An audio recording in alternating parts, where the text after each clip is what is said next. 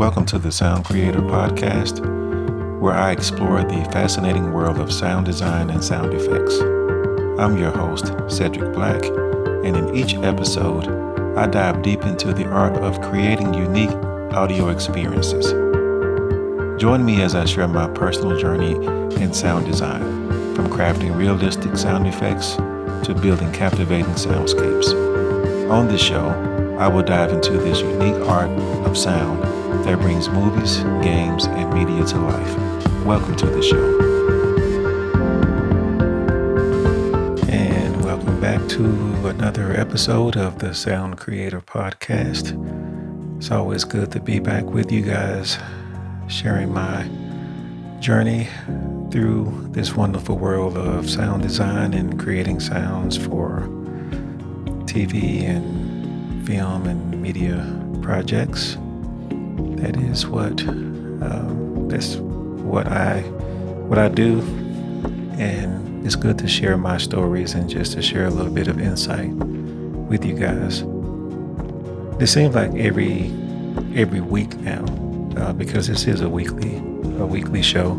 It seems like every week I have something planned for the show. At first, when I first started the early podcast sessions, or the early shows, the early episodes, that is, however you want to say it. When I first started early, the plan was to always bring some sounds into the show and share these sounds and discuss what's the story behind those sounds, which I still do. But lately, it just feels like, I think for the past several episodes, I have something planned. But just like everything, we can make our own plans, but sometimes God says, no, it's something different. So I had something planned, and this time I said, just like the rest of the time, okay, now maybe I should talk about something different because something came up, and I thought maybe it would be good to talk about. I can share sounds anytime. It's easy for me to share sounds, but because the show is not just about sounds, the show is about my journey, my experiences, a little bit about my world of sound design, just like it says in my intro. That's what it is. That's what it's about. So this is no different. This is exactly what it's about. This is about my world. What happened was I found some just a very inexpensive some wind chimes, a set of wind chimes that I was going to create some sounds and bring to the show and share, but maybe that'll be another episode. And please forgive my voice. I've been having some voice trouble. I've been outside a lot, and I think that my allergies are affecting my voice right now. I can tell, but please forgive me for not sounding the same way. Hopefully it'll get better. But I was going to bring the sounds of the wind chimes and share that with you guys. But as I was looking at my wind chimes and looking at the microphones and thinking about the way I wanted to mic up the sounds, another idea came to share with you guys, and that's the microphone selections, because I feel like sharing the sounds one thing, but it's not that informative. But if I talk about the microphones that I use and how we use them, seems like that could be more helpful. And I try to share things that I'm doing, but I also want to make sure that I share something that could be helpful to someone. So in selecting my microphones, when we select microphones, we usually think about it based on the sound that we are trying to capture and our location. For example, usually I will create two types of sounds. One is a direct sound effect, and the second one is a field recording, like something outside. So in ambience, like nature sounds or something that's outside. So here's what I mean. If it's a direct sound effect, it's specifically what the microphone is pointed at. So I'm directly trying to capture this specific sound. or specific sounds. If it's an ambience, then it's not a direct sound. It could be, but you capture more of the surroundings. So think in terms of the way we hear in our ears. And we listen in stereo, left side and right side, both of our ears. So if we are outside, we hear things from both sides. So that's more of an ambience recording, so to speak.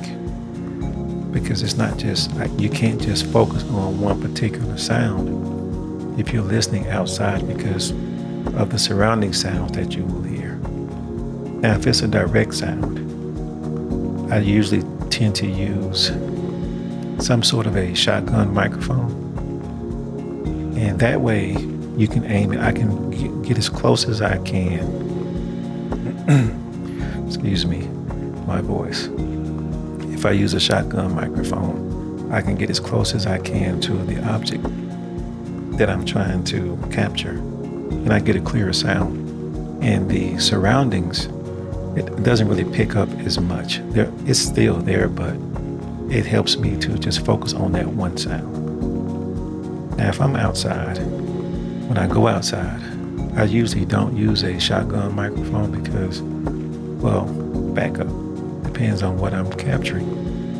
Primarily, I won't use a shotgun microphone by itself because I want to capture both left and right, the stereo sound. But I will also use the shotgun microphone if I'm aimed at a subject. So I do get the subject, but I also get the surroundings, which gives me a bigger sound. It's really hard to just focus on one sound and just use a stereo microphone outside because of the noise that's outside, whether it's whatever surrounding noises, or one big problem that we have when we're outside is the wind. Whether we feel it, whether it's, it doesn't have to blow hard. This wind is always there, so we always have to use some sort of wind protection when I'm outside. Not so much inside because I can control the wind for the most part, because inside is just the air conditioner unit that's blowing. But outside, I always have to use some sort of wind protection. It doesn't 100% eliminate the wind, but it does help a lot. Now, it depends on what I'm doing. I always have to go in post-production and remove some of that low-end rumble from the wind, but not much. It just depends on the wind protection because there are so many different types. It just depends on what you want to spend. They are expensive. They can be cheap, but they all work. They work pretty well. They do what they're supposed to do. But if I'm inside, the shotgun mic is usually my go-to. And also, if I'm trying to capture, well, it always depends on what you want to capture. I can just capture one sound and just focus on one sound if I wanted to. Like, say for instance, I wanted just the sound of turning on the light switch on the wall, just that flick of the switch. I would use a shotgun microphone for that. But if it's something that has vibration to it, everything does really. Yeah, sometimes I would use a contact microphone, and contact microphones are just that. They make contact with something that you stick to an object, and it records the vibration. It captures the vibration of the sound. It doesn't capture the sound itself. It captures the vibration. So if you think about combining those things, a shotgun microphone and a contact microphone, you sort of get a good idea of how that could affect the sound that you record. It gives you a whole new dimension to the sound. And I could use the same setup if I'm outside, but not if I'm recording nature. If I'm just recording birds or traffic noise or anything that's just ambience outside, natural recording, then it's just a stereo microphone. Unless I'm aimed directly, if I'm right there at a bird, if the bird won't move and I'm right there close to the bird, I could use my stereo setup left and right, and also my shotgun microphone to be directly close to that object and still pick up the acoustic surroundings from left side and right side. It gives me a bigger, it captures a bigger recording. It gives you a more fuller recording. So in essence, the more microphones you use, the bigger the sound could be. Not necessarily that it will be, it just depends on what you're recording and what you're going after. There wouldn't be a reason for me to use contact microphones because there's nothing for me to contact to. But those are the main type of microphones that I use for the main situations or the primary recording sources that I do capture. If it's inside or if it's direct sound effects, I'm pretty much using my shotgun microphones, and sometimes a combination of contact microphones and maybe another pair of stereo is there, but it just depends on what I'm trying to capture.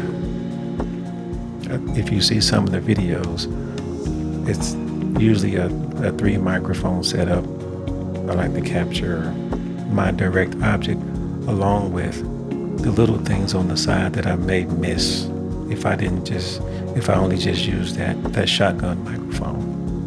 Because the shotgun microphone is mono, means it's just single. So it's just a single source. Wherever I point, whatever I record with that, I'm only capturing that one. It's a one file, one mono file.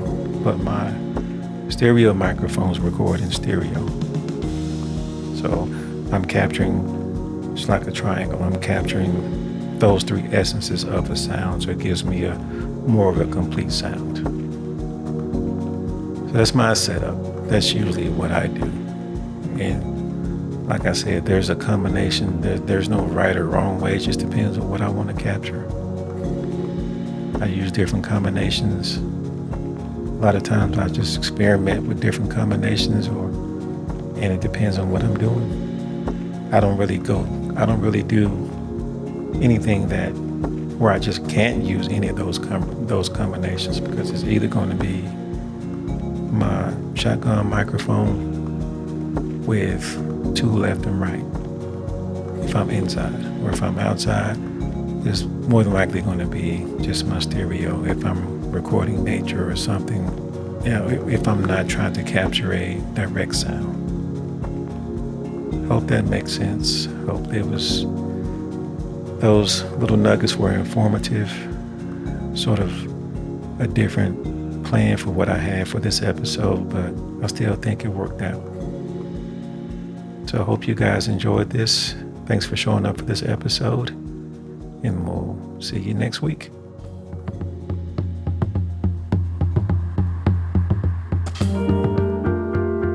Thanks for listening. If you found value in what you've heard, I kindly ask you to spread the word about the Sound Creator Podcast. Share it with your friends, colleagues, and anyone who shares your fascination for the power of sound.